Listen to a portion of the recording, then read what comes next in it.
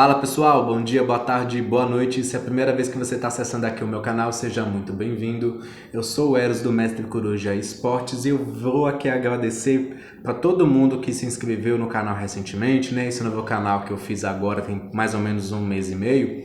E agradecer os 2.000 inscritos, tá? Isso é muito motivador, dá uma força para a gente continuar a fazer as previsões aqui. Eu sempre tento fazer as previsões com muito cuidado também, né? Os erros acontecem, mas também eu acerto muito, felizmente. Do Vasco, principalmente, eu acerto muito.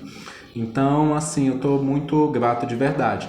Vou pedir aqui sinceras desculpas à torcida do Vasco e do Juventude, pois infelizmente eu esqueci de clicar para começar a gravar e aí eu tava falando aqui e o vídeo não gravou. Então, eu já tenho aqui as cartas, tá? Tanto do Vasco quanto do Juventude, aí eu vou explicar aqui, tá? Com base no que eu vejo, tá? Pela conjuntura das cartas.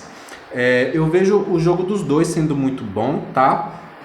E o Vasco com o Agipaus é um time que ele tá com muita confiança que ele vai levar esse resultado positivo para casa, tá? Além de ser uma carta também que pode fazer ele marcar um gol, é uma carta que ela fala desse time que ele vai tendo ideias ali no meio do campo. O problema é que aqui durante o segundo tempo o obstáculo do Vasco, o Vasco ele vai ter dificuldade de finalizações com a carta do mundo negativa e a roda da fortuna mostra não só as oscilações, mas essa confiança do Vasco, ela não sendo mais tão presente quanto estava no primeiro tempo, né? Que o As de Paus é uma carta de confiança.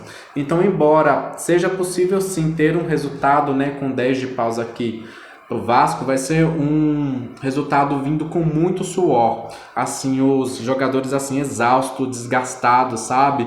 Mas assim, empenhados, obviamente. O Juventude, ele não faz um jogo arriscado, eu diria inclusive que no primeiro tempo ele vai tentar fazer ali uma muralha com essa carta do 8 de ouros, né? É um time que ele vai ter um jogo muito tradicional, muito redondo ali. Então o Juventude não vai ser um time que vai correr riscos no meio do campo e isso pode ser bom ou não para o Vasco. Se o Vasco estudou o jogo do Juventude, então ele vai saber como furar essa muralha que o Juventude vai pretender fazer aí na zaga. Caso não, o Juventude vai dar trabalho. E eu também tinha tirado duas cartas aqui para entender essa roda da fortuna. Perguntei sobre expulsão ou pênalti, tá? Eu não acredito que tenha expulsão nesse jogo, porque veio o 9 de paus, mas a questão de pênalti veio 10 de ouros. Então eu acredito que possa sim ter pênalti, tá? Inclusive a favor do Juventude. E é isso que eu venho aqui terminar a leitura. O mundo com o rei de ouro são duas cartas muito positivas, né? O rei de ouros, inclusive, é uma carta melhor que o 10 de paus. E eu clarifiquei aqui as cartas e veio a estrela para o Juventude. E a estrela fala dessa fé vindo, né? A estrela fala de algo bom vindo, o Juventude olhando para frente. É tá interessante que tanto aqui o rei de ouros do Juventude quanto a rainha de paus do Vasco, os dois estão olhando aqui para esquerda, né? Então, assim, eu vejo aqui, de fato, o Juventude ele conseguindo ter um bom resultado, por incrível que pareça, né? Embora o Vasco esteja nessa boa fase, as cartas aqui mostram que o Juventude vai se empenhar, vai conseguir fazer um jogo equilibrado, um jogo consistente e pode sim levar um resultado aí de 3 pontos para casa, tá? Então, eu não senti necessidade de perguntar necessariamente se tinha empate, porque eu vejo um jogo com vantagem para as duas equipes. Mas aqui eu coloco de fato um empate ou uma vitória para o time do Juventude, tá? O resultado dele é um resultado muito bom aqui, o Rei de Ouros com a estrela.